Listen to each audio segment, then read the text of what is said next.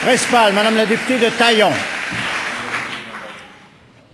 Ces derniers jours, Monsieur le Président, d'innombrables voix se sont élevées pour critiquer durement la loi 78 adoptée par le gouvernement libéral et la CAQ.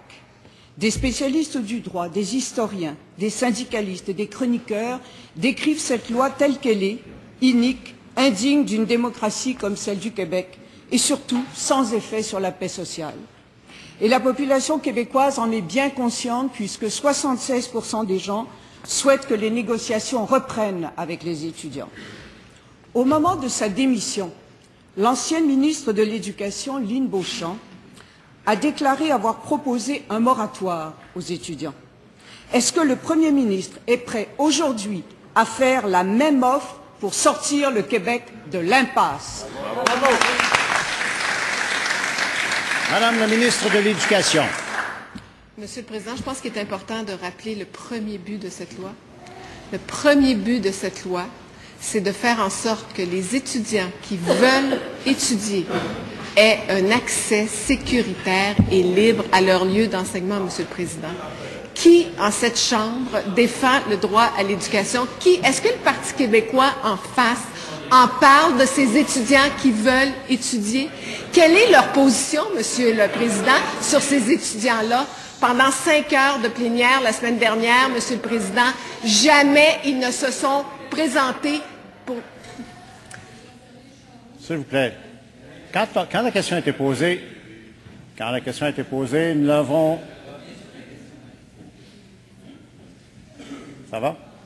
Madame la ministre. Jamais, Monsieur le Président, ils ne se sont prononcés pour nous dire qu'est-ce que ces étudiants qui ne veulent pas boycotter, qui veulent étudier, devraient faire. Ils n'ont jamais répondu à cette question-là, Monsieur le Président. Je vais revenir à la question de la députée de Taillon.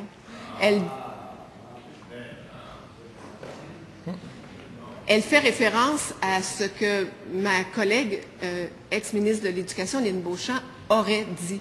Monsieur le Président, je peux vous dire en cette Chambre que Mme Beauchamp n'a jamais proposé le moratoire. Elle a simplement demandé aux étudiants si cette exigence du moratoire était négociable, Monsieur le Président. La réponse, ce fut non. Très bien, complémentaire, Madame la députée de Taillon. Monsieur le Président, pendant 2 mois, le Premier ministre a refusé de discuter avec les étudiants. Ça n'a rien donné. Il y a eu une courte trêve, ça n'a rien donné. Il y a eu un changement de ministre, ça n'a rien donné. Et aujourd'hui, il y a une loi spéciale et ça ne donne toujours rien. Le Premier ministre, Monsieur le Président, a une obligation de résultat. Quand va-t-il s'asseoir enfin avec les étudiants? Bravo. Madame la ministre de l'Éducation.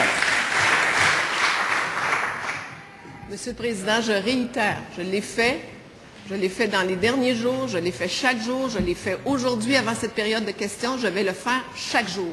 Je réitère qu'il y aura toujours une porte d'ouverte. On sera toujours à la table de négociation si les étudiants veulent bien y adhérer. Depuis jeudi dernier que nous sommes en tentative de communication avec eux, Monsieur le Président, et je réitère que nous aurons toujours ce nécessaire dialogue, parce que j'ai toujours pensé que c'est autour d'une table qu'on trouve des ententes, c'est autour d'une table qu'on trouve des solutions, Monsieur le Président. Deuxième complémentaire, Madame la députée de Taillon. Il y a une seule chose qui n'a pas encore été tentée, Monsieur le Président. C'est que le Premier ministre s'en mêle et s'assoit directement à la table. C'est invraisemblable que cela ne soit pas encore arrivé. C'est incompréhensible. Il n'y a personne dans la population du Québec, qu'il soit pour ou contre la hausse des frais de scolarité, qui comprend l'immobilité et le mutisme du Premier ministre. Pourrait-il prendre sa responsabilité au sérieux, enfin? Bravo. Madame la ministre de l'Éducation.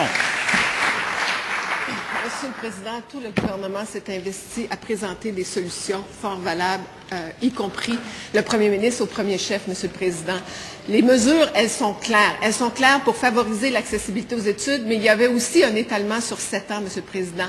Alors que les étudiants ont-ils fait leur bout de chemin, alors que eux exigent le retrait de cette hausse de droits de scolarité, Monsieur le Président? Ça, c'est leur position après que le gouvernement ait mis ces mesures de bonification du régime de prêts et bourses, ait annoncé l'étalement sur 7 ans de cette hausse des droits de scolarité, ait proposé un remboursement selon les revenus, ait aussi proposé d'avoir des coupes dans les universités et de réinvestir, de baisser la facture des frais afférents, M. le Président. Et on appelle ça ne rien faire.